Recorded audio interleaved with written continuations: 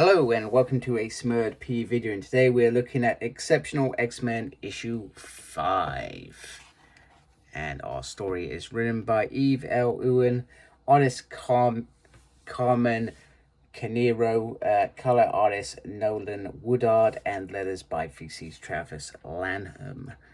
And this is the cast on the side, and we cast ourselves back to a time when Kitty Pryde is thinking about after the fall of X, and she's thinking about what she can say to these kids, but she could say that she didn't really have a choice. She was up against 10 Orchis soldiers that were going to kill her, or she could just tell the truth. And the truth was, at this point, something inside her had changed. She was broken. And we go back to a story where she goes to Japan, actually, to get some new duds. And to get those duds, she has to take out some ninjas because, well, this person's got a reputation to keep. And this person is Yukio.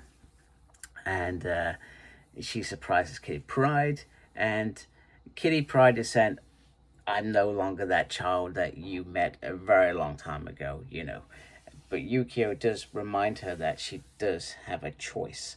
She does have her own mind and she does have her own heart, But however, Kitty Pryde feels cornered or just took everything. So everything after this is, in fact, a choice. She chooses to take out these targets and walk the path of the Shadowkat. So meanwhile, Tao, obviously being the loudest and strong-headed, goes into full I'm sort of out of here mode. And that reminds me of Professor X, you're a jerk, which is perfect. And she quits. So they all disband quite easily. And Kitty Pryde says to Emma that you can bail as well, but she's like, you would love that too much. That's too easy. You know why I'm here. We keep each other honest. And what you should have done is you should have told them the truth at the beginning. You should have told them what it is to be an X-Man. But Kitty Pryde's argument to that is, she wanted them to have a choice when it came to a point when they could be X-Men.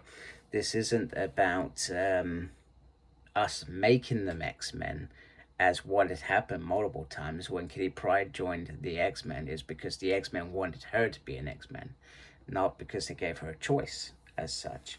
There was probably some sort of choices.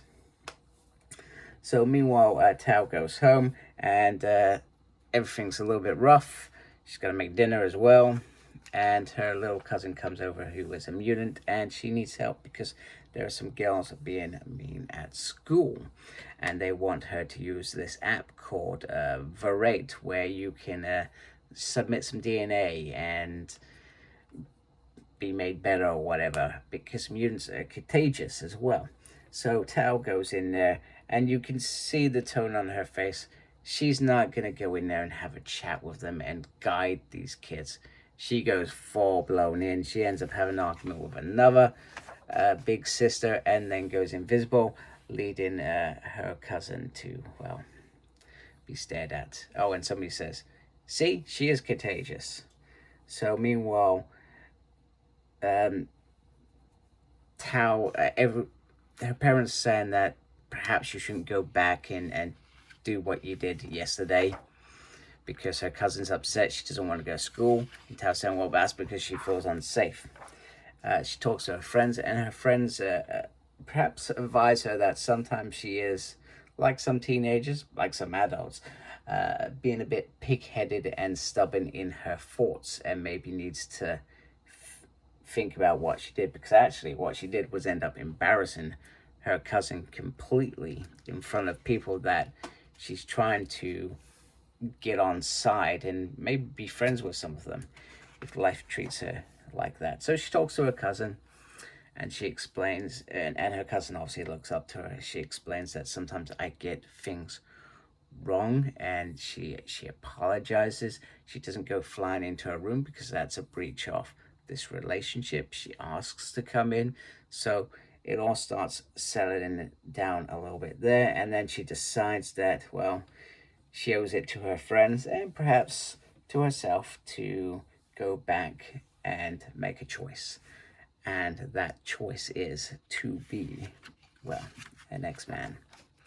And then she starts telling Kitty Pryde about this app, and they come to the conclusion, well, it's just an app. Kids use apps, and well, they're probably not using it for anything. However, her cousin does at the end. So we know that's going to go into some sort of direction. There is some sort of evil villain behind this app.